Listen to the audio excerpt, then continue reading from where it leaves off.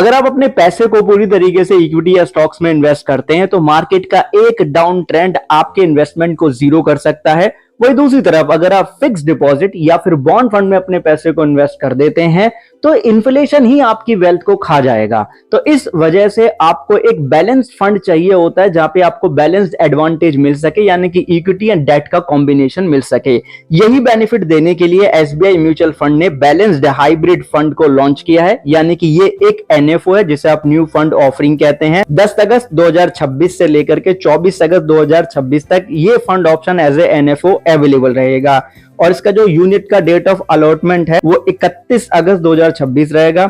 इसके दो fund manager हैं, एक हैं श्रीमान राजीव राधाकृष्णा जी और दूसरे हैं श्रीमान Tanmay Desai ji. Hello everyone, this is Amit Raj Sharma, you are watching you the real. SBI mutual fund balanced hybrid fund जो कि एक एनएफओ है, इसका ऑब्जेक्टिव बहुत ही सिंपल है कि आपके पैसे को इक्विटी के साथ में डेट या मनी मार्केट इंस्ट्रूमेंट में इन्वेस्ट करते हुए लॉन्ग टर्म के लिए कैपिटल एप्रिसिएशन करना, क्योंकि इनकम वहीं से जनरेट होती है। और क्योंकि ये एनएफओ है, अगर आपने इसमें इन्वेस्ट कर दिया तो जो फेस वैल्यू है एनएवी का 10 रुपए, यानी कि पर यूनिट आपको 10 रुपए की वैल्यू पे मिल जाएगी। अब इस ऑप्शन के साथ में आपको सिस्टमैटिक विड्रॉल प्लान का भी ऑप्शन मिल जाता है, जिसे यहाँ पे बंधन सिस्टमैटिक विड्रॉल प्लान ऑप्शन कहा गया है। इसमें आप सेटअप कर सकते हैं कि मंथली इनकम आपके अलावा, जैसे आपके पेरेंट्स हैं, आपके स्पाउस है या आपके चिल्ड्रन है जिनकी आयु 15 साल से ऊपर की अगर आपके बच्चे की, तो मंथली उनके अकाउंट में सिस्टमैटिक विड्रॉल यानी कि अमाउंट जो है क्रेडिट होता रहे, जिसमें कि मिनिमम सिस्टमैटिक विड्रॉल का जो लिमिट है वो 5,000 रुपए पर मंथ तो होना ही चाहिए। और इसके लिए जो मिनिमम टेन्योर है वो 12 महीने का होना चाहिए। यूज केस इसका बहुत ही सिंपल हो जाता है, क्योंकि हम यहाँ पे फैमिली मेंबर्स के अकाउंट में सिस्टमैटिक विड्रॉल को क्रेडिट करा रहे हैं। तो बच्चा अगर होगा 15 साल की आयु से ज्यादा का होगा तो उसके हॉस्टल एक्सपेंसेस को आप कवर कर सकते हैं। यहाँ पे पेरेंट्स अगर भाई एजेड हैं, ऑब्वियस सी बात है, सीनियर सिटीजन है, तो उनको एक फाइनेंशियल हेल्प यहाँ पे हो सकती है।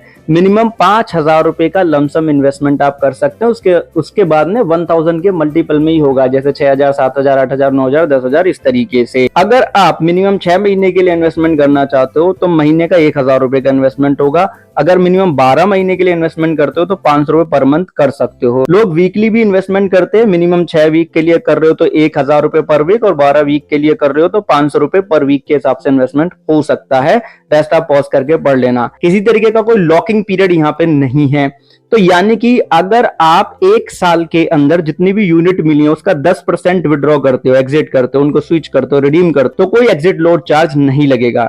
लेकिन 1 साल के अंदर जितनी भी यूनिट आपको मिली है उसका 10% से ज्यादा आपने यूनिट को रिडीम किया या स्विच किया तो फिर आपको यहाँ पे एग्जिट लोड चार्ज लग जाता है, जो कि 1% होगा। अगर 1 साल कंप्लीट हो गया है उसके बाद अपनी सारी यूनिट्स को आप रिडीम करते हैं इस फंड में से, तो फिर आपको एग्जिट लोड चार्ज नहीं लगने वाला है। असेट एलोकेशन किस तरीके से, यानी कि पैसा जाएगा कहां? जो भी असेट अंडर द मैनेजमेंट होगी उसका इक्विटी या इक्विटी रिलेटेड इंस्ट्रूमेंट में मिनिमम 40%, अधिकतम 60% जाएगा, यानी कि बिलो 65% ये हो जाता है। Debt securities, money market instrument या डेट ओरिएंटेड म्यूचुअल फंड में भी सेम रेशो 40 to 60% का, यानी कि इक्विटी और डेट का इक्वल यहाँ पे आपको कंपोजिशन देखने के लिए मिल रहा है। एसबीआई बैलेंस्ड हाइब्रिड फंड एक वेरी रिस्क कैटेगरी का फंड है, जबकि इसका जो बेंचमार्क है Nifty 50 hybrid composite debt 50/50 index, उसका रिस्क प्रोफाइल जो है हाई रिस्क कैटेगरी का है। यानी कि SBI balanced hybrid fund very risk category का, कैपिटल यहाँ पे वेरी रिस्क कैटेगरी पे रहेगी। और अगर 2 साल के अंदर आप सभी यूनिट को एग्जिट करते हैं, फंड वैल्यू विड्रॉ कर लेते हैं यहाँ से, तो जो आपका इनकम टैक्स स्लैब का जो टैक्स रेट है ना, उसके अनुसार ही टैक्स आपको लगेगा।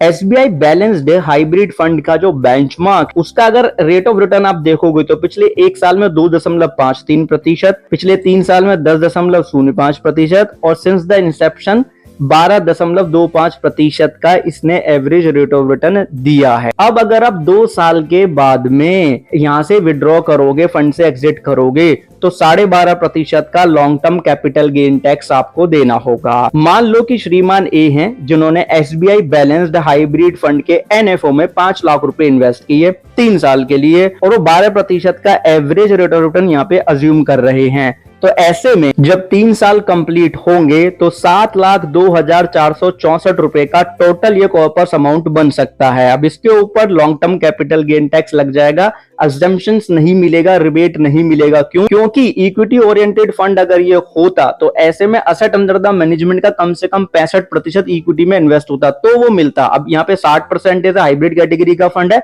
इस वजह से नहीं मिलेगा। तो long term capital gain tax लग जाएगा किस पे? जो कैपिटल गेन हुआ है, क्योंकि 5 लाख का तो इन्वेस्टमेंट ही था, तो 2,02,464 रुपए का गेन हुआ, उसके 12.5% यानी कि 25,308 रुपए। अब इसके ऊपर सेस लग जाएगा 4% का हेल्थ एंड एजुकेशन का। 25,308 पे 4% निकाल लेंगे तो 1,012 रुपए होगा। तो टोटल टैक्स हो जाएगा यहाँ पे जो पे करना होगा वो 26,320 रुपए का होगा। डिडक्ट हो जाएगा, जो नेट अमाउंट इनके हाथ में आएगा वो 6,76,144 रुपए के आसपास आ सकता है अगर ये सिनेरियो रहे तो। आइदर नहीं, क्योंकि mutual fund is a subject to market risk.